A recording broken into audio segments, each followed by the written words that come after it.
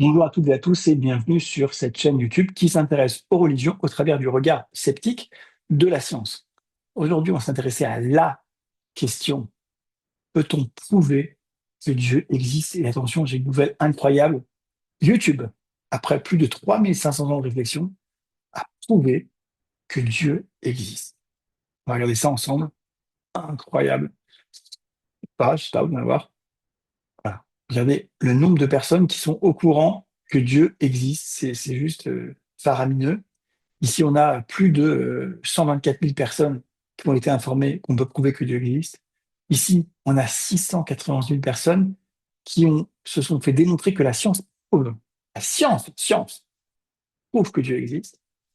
Dieu existe, voici les preuves, etc. Il y a une vidéo que j'ai regardée entièrement, et rien que pour ça, franchement, mettez-moi un pouce bleu, un commentaire sympa, abonnez-vous et partagez, parce que 3h24 de vidéos sur les preuves que Dieu existe. Voilà. Bon, je peux avoir ce commentaire. Bref, YouTube a réussi à démontrer que Dieu existait, mais est-ce que ça veut dire quelque chose? On va déjà se poser la question, qu'est-ce que ça veut dire prouver? Qu'est-ce que ça veut dire exister? Qu'est-ce que ça veut dire Dieu? Prouver, la méthode scientifique majoritaire actuelle et la plus convaincante, c'est j'ai une hypothèse testable, je mets en place une stratégie pour la tester, et je vois si cette stratégie aboutit à vérifier cette théorie.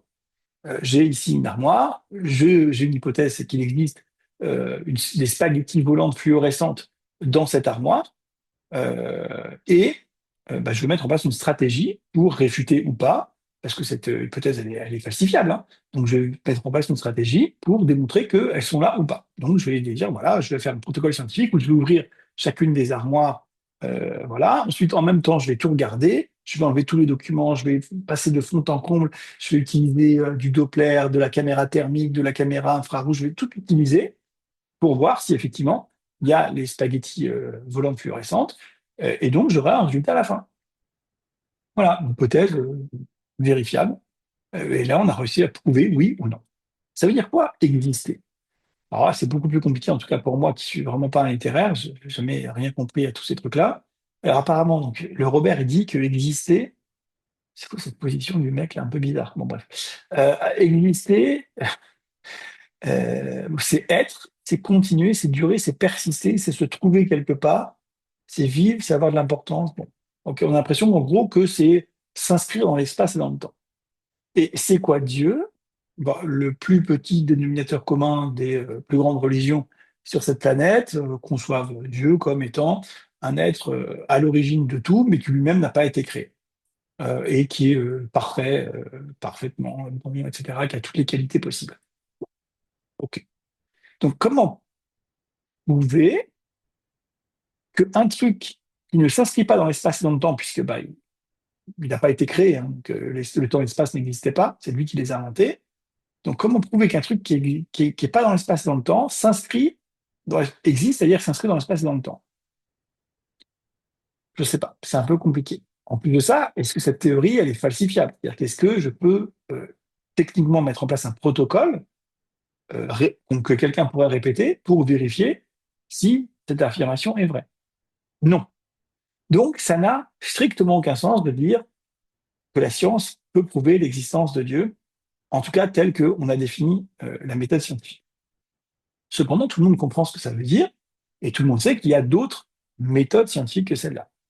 Une des méthodes possibles, ça peut être la logique. Et là, on va s'intéresser à une de leurs moins mauvaises preuves, pour être gentil, qui est la preuve ontologique de Gödel. Alors Gödel, c'est qui? C'est un monsieur, pas n'importe qui, bon, un génie, hein, un logicien, un mathématicien autrichien, qui a fait avancer son domaine à grandes enjambées, et c'est reconnu par tout le monde, et qui, dans le cadre de l'exercice, encore une fois, de sa spécialité, hein, c'est pas, il n'est pas allé faire quelque chose qui n'a rien à voir avec ce qu'il sait faire, a voulu démontrer, en termes de logique mathématique, bah, que Dieu existait. Et donc, il a mis en place, comme ça, voilà, des définitions, des axiomes pour essayer de démontrer l'existence de Dieu. Ça peut être formalisé sur le plan mathématique et symbolique comme ceci, et ça peut être testé. Alors, l'argument ontologique, c'est un vieil argument, hein. Ici, ça vous intéresse, très très intéressant de résumer de l'encyclopédie de Stanford, qui est vraiment passionnant, très bien expliqué, très accessible, même pour moi. Donc vraiment, on le recommande, vous avez comme d'habitude ici les références. C'est un argument comme qui est ancien. Gödel, c'est un de ceux qui l'a développé. Il y a eu alors, les versions, semble-t-il, les plus convaincantes, encore une fois, parce qu'il ne s'agit pas de s'intéresser aux arguments les plus faibles des gens qui pensent qu'on peut prouver que Dieu existe, sinon c'est un peu de la triche. On va essayer de s'intéresser aux arguments les plus forts, entre guillemets, en tout cas, du point de vue du regard sceptique de la science. Gödel s'est vu lui-même légèrement modifier ses axiomes et voilà, avec quelque chose qui est encore, pour le coup, un petit peu plus convaincant, un petit peu plus solide. Alors, en 2020, il y a eu un article de scientifique qui a fait un débat incroyable sur les forums de petits génies euh, mathématiciens et scientifiques. Ils ont même voulu porter plainte contre Sciences et Vie. Ils sont partis dans des sphères incompréhensibles de parano. Bref, parce que Sciences et Vie je pense qu'ils ont modifié le titre depuis, mais avait titré à l'époque Les mathématiques prouvent l'existence de Dieu, quelque chose comme ça. Bon.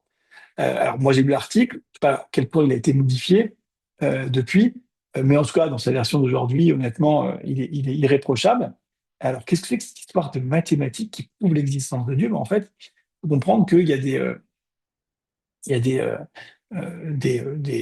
mathématiciens, des logiciens, qui mis en place un logiciel informatique pour tester leur hypothèse.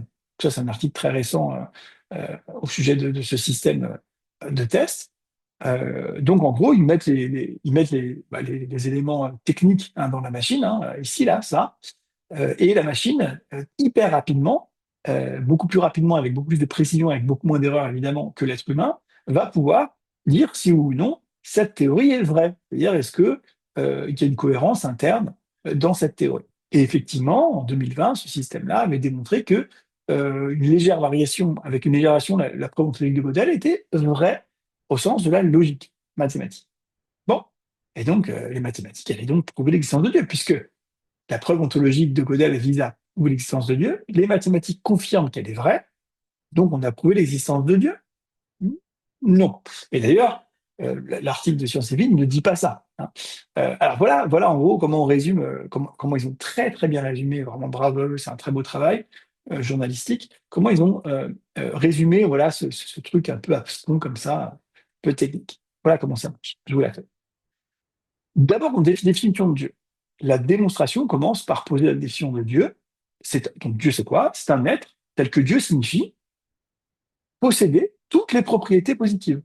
Donc ça, c'est un postulat sur lequel on peut ne pas être d'accord. C'est un postulat qui n'est pas nécessaire. On peut tout à fait imaginer un monde où un être humain ne serait pas d'accord avec ça. Voilà. Euh, mais en gros, là, leur point de départ, leur hypothèse de départ, c'est que je définis Dieu comment? Comme étant un truc qui est un rassemblement de toutes les propriétés positives. Par exemple, je sais pas moi, être gentil, c'est positif. Être généreux, c'est positif. Voilà. Bon. OK. Qu'est-ce que ça peut bien vouloir dire? Ça, c'est un autre débat. Alors, propriété positive, ce premier axiome précise la notion de propriété positive, donc inspiré de la notion de perfection de Leibniz. Il pose qu'une propriété donnée ou sa négation est positive. Ça veut dire quoi? Ça veut dire que, par exemple, quelque chose de positif quand il est là, c'est positif, mais quand il n'est pas là, c'est pas positif, c'est négatif, entre guillemets. D'accord? Donc, il faut, comment dirais-je, pour que quelque chose soit positif, entre guillemets, euh, il faut que quand il n'est pas là, ce soit pas positif. Vous comprenez ce que je veux dire? Bon. Ensuite, la positivité se transmet. C'est-à-dire que ce deuxième axiome pose que toute propriété engendrée, c'est-à-dire qui est la conséquence d'une propriété positive, bah, c'est aussi positif. Par exemple, ça, c'est positif. Les conséquences de ça, elles sont forcément positives. Voilà. Bon, pourquoi pas. La positivité, elle s'exprime. C'est-à-dire, ce premier théorème démontre que toute propriété positive est possiblement exemplifiée, c'est-à-dire exprimée par un être. Ça veut dire quoi? Ça veut dire que, admettons qu'un truc donc positif existe, être gentil par exemple, eh ben, il est tout à fait possible que quelque chose exprime cette qualité. Par exemple, que quelqu'un soit gentil. C'est possible. En gros, il est tout à fait possible que ce truc-là qui a l'air d'exister indépendamment de tout soit vraiment incarné dans la matière par quelqu'un qui va faire cette action. Donc, on appelle ça possiblement exemplifié. C'est un peu pompeux, mais c'est comme ça. Être Dieu est positif. Donc, ce troisième axiome pose qu'être tel que Dieu est une propriété positive. Alors, sachant que Dieu est l'accumulation de toutes, sans exception, les propriétés positives, l'axiome dit que être tel que Dieu est une propriété positive. Pas, ça se tient. Dieu est possible. Donc ce corollaire établit qu'être tel que Dieu est possiblement exemplifié. C'est autrement dit que Dieu est possible. Bah oui, puisque tous les éléments positifs, toutes les propriétés positives, on a dit qu'elles étaient possiblement exemplifiées, c'est-à-dire qu'elles pouvaient concrètement arriver dans la vie. Quelqu'un pouvait les faire. D'accord, un tel va faire celle-là, un tel va faire celle-là. Donc, si toutes les propriétés positives peuvent être concrétisées, et que Dieu, comme on l'a dit tout à l'heure, est la succession, l'accumulation de toutes les propriétés positives et rien d'autre, bah, dans ce cas-là, Dieu est possible. Bah oui, c'est vraiment la logique, puisqu'elles sont toutes possibles, sachant que lui n'est qu'en fait un ensemble de tout ça. Pourquoi pas? Pourquoi pas? Dieu est possible. En logique, hein, encore une fois. Nécessité des propriétés positives. Alors ça, c'est un élément important, parce que la nécessité, encore une fois, dans les termes sont un peu trompeurs, en tout cas pas très intuitifs. Donc le quatrième axiome pose que les propriétés positives le sont nécessairement. Ça veut dire quoi? Ça veut dire qu'elles ne peuvent pas être autrement que positives. Il n'y a pas de monde imaginable où les propriétés positives ne sont pas positives. Elles n'ont pas, entre guillemets, le choix. Il n'y a pas de monde envisageable où les propriétés positives pourraient être autrement que positives. Voilà, c'est un axiome. 8. Définition de l'essence. Il est défini que ce qu'est l'essence, donc c'est une propriété qu'on va appeler E, grand E, essence, donc est l'essence d'un être si toutes les propriétés de cet être sont impliquées par E. Ça veut dire quoi? Moi, je définis l'essence comme ça. Toutes mes propriétés, si elles sont la conséquence de quelque chose, eh ben ce quelque chose, je vais l'appeler l'essence. Et toutes mes propriétés, sans exception, il n'en manque pas une seule, sont originaires de ce truc-là que je vais appeler essence. Donc, l'essence, propriété E, et l'essence d'un être si toutes les propriétés de cet être sont impliquées par l'essence.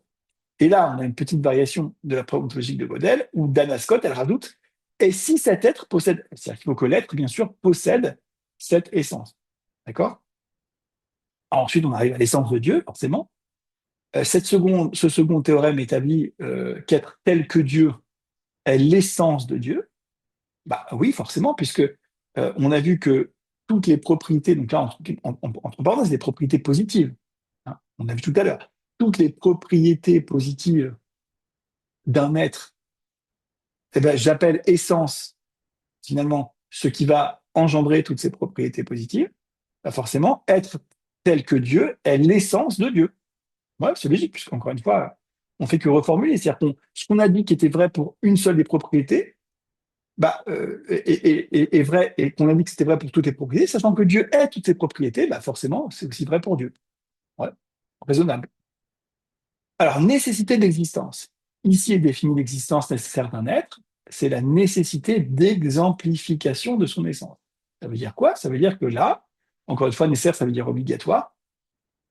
On va dire que il est obligatoire que son essence s'exprime, et donc exprime, en l'occurrence, comme on l'a vu tout à l'heure, toutes les propriétés positives.